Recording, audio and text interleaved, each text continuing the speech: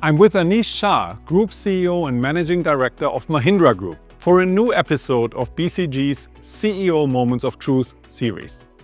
Anish's carefully planned leadership transition launched at almost exactly the same time as the unforeseen global pandemic.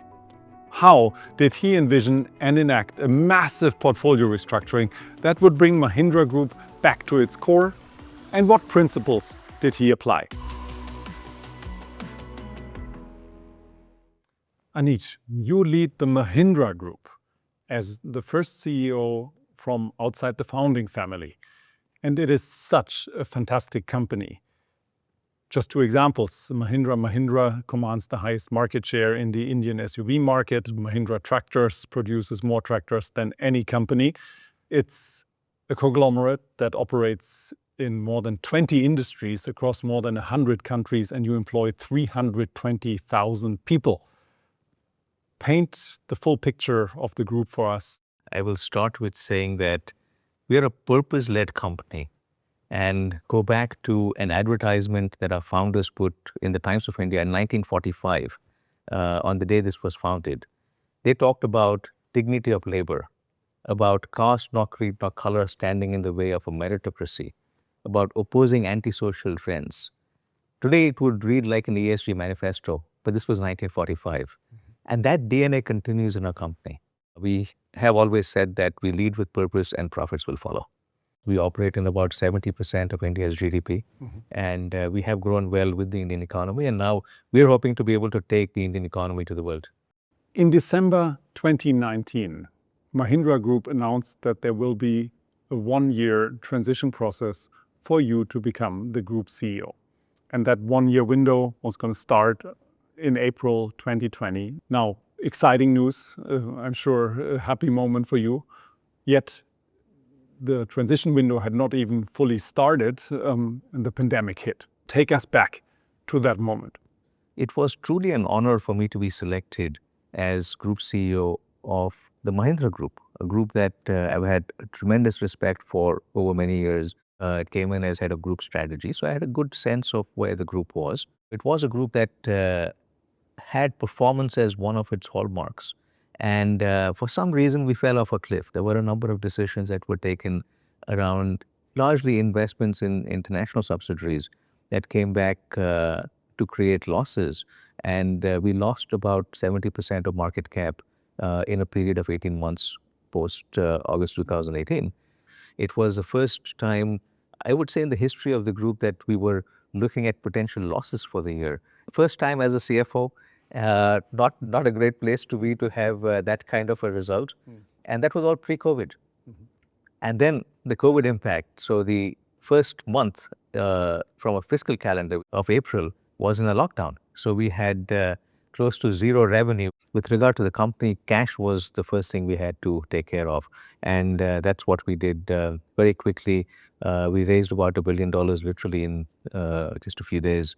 The next set of actions were to really help us get out of some of the challenges we faced. We made the toughest decision literally at the very start, which was 2 days before I officially got into this role. And that was to exit SsangYong, Korea's fifth largest car maker, and a company with $4 billion of revenue. Post that, in the period of the next 12 to 15 months, we exited 15 companies. It's one that I look back and would say is probably the toughest set of actions I've taken, because it's not easy to make that call, but it was the right call. These were businesses that were all loss-making, and therefore it was important for us to exit them. That's what created the momentum from a profitability and a performance standpoint. We pivoted to growth. So if I look back at the start, yes, it was very challenging, but there were a number of things that really helped make it much easier, which is the people that we had, the leaders that we had, the support that we had from our chairman and CEO at that point, Anand Mahindra.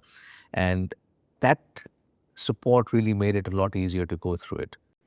So you exited 15 businesses. How do you think about portfolio management, and what has been your managerial mantra, the most important objectives that you were pursuing? How did you look at that whole portfolio question? The key was to prune out things that didn't work very quickly. before they started becoming a drag.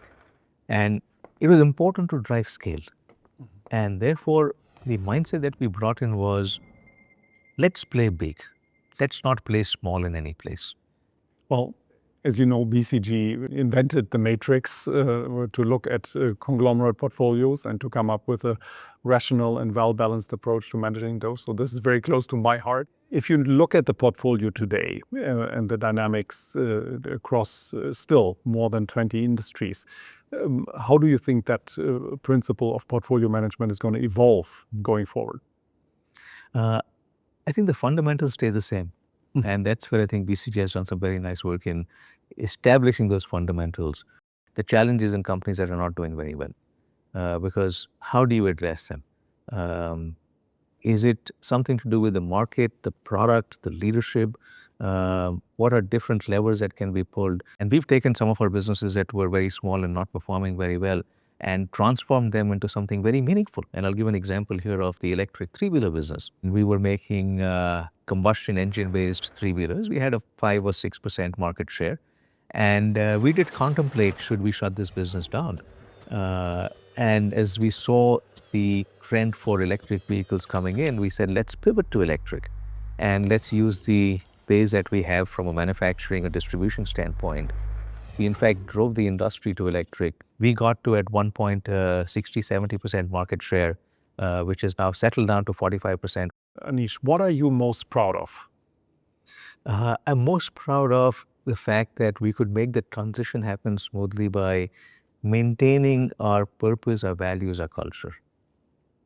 That does not happen easily, especially when you have a new leader coming in from effectively outside the group, even though I'd been there for 5 years, and a few other leaders coming in from outside as well.